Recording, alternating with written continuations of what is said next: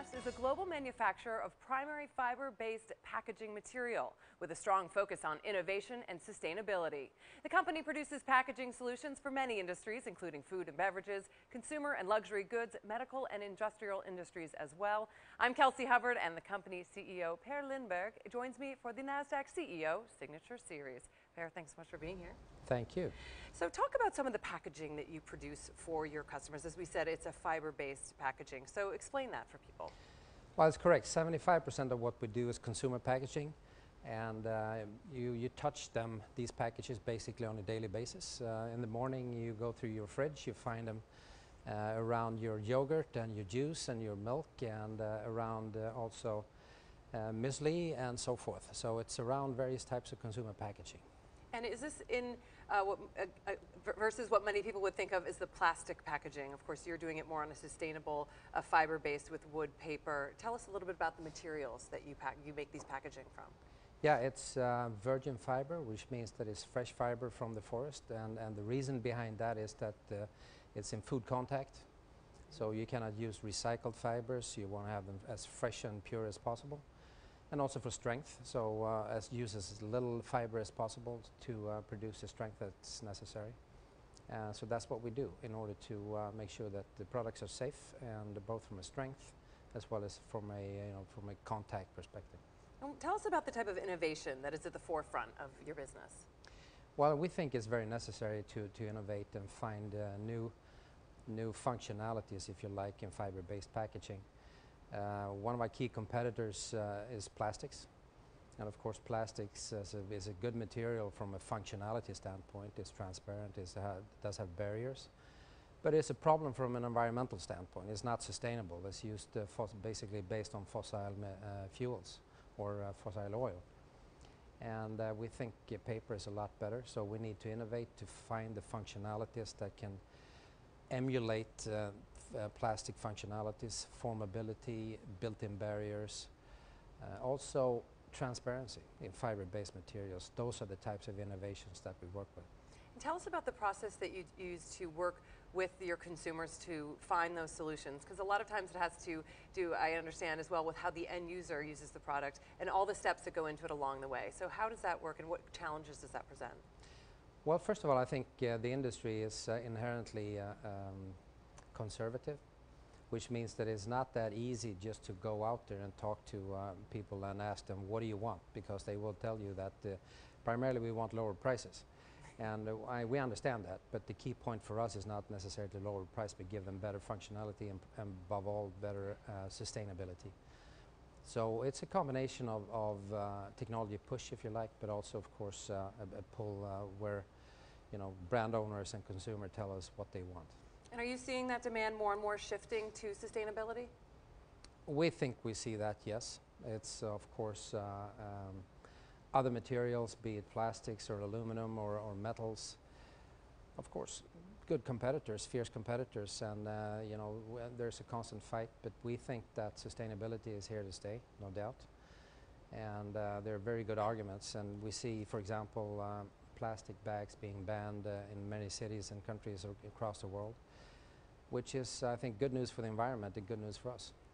Exactly. And well, the numbers seem to be bearing it out in the third quarter. I know you reported growth 5% over last year, 40% increase in profitability, and reached a profit target of 10%. So some good numbers that you reported there. What is your outlook going forward as we head into the end of this year and looking ahead? Well, we think things are going to be more or less stable. We merged two companies 2 years ago, and on the back of that, we said that 2014 would be a year of consolidation, and it is. And so we think things are going to be stable also going into 2015 from a demand perspective, and yeah, that's pretty much it.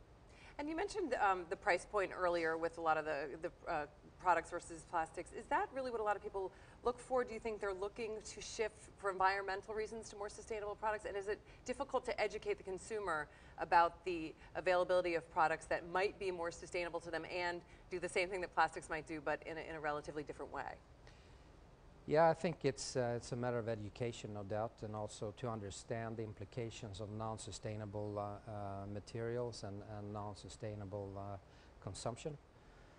I think in a broader perspective, people may realize the implications, but on a sort of micro scale, when you buy your package or your sliced meat, whatever it is, in plastics vis-a-vis paper, that's where we need to make a difference. And so I think we have a compelling argument.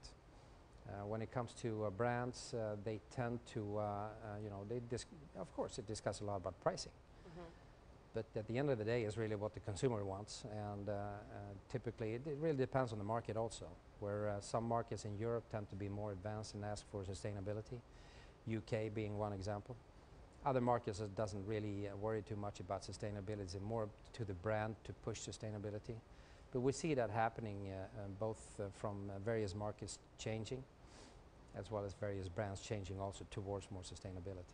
And I know you're a global company. Are you seeing growth in some of the traditional countries or more emerging markets now going to be a part of your growth plan going forward in the company? How do you see that playing out? Yeah, absolutely. Since our home market used to be, still is Europe, and of course the growth in Europe is small, if not non-existent. So we're looking to expand beyond Europe into Northern Africa, Middle East, Southeast Asia, including China, and also into the United States. We believe that there are plenty of opportunities for our materials also in the US on a selective basis. We don't intend to go in massively with big volumes to compete with the incumbents, but we want to target specific niches. And you bought a US company, Paxis, yes, right? we did. Yeah.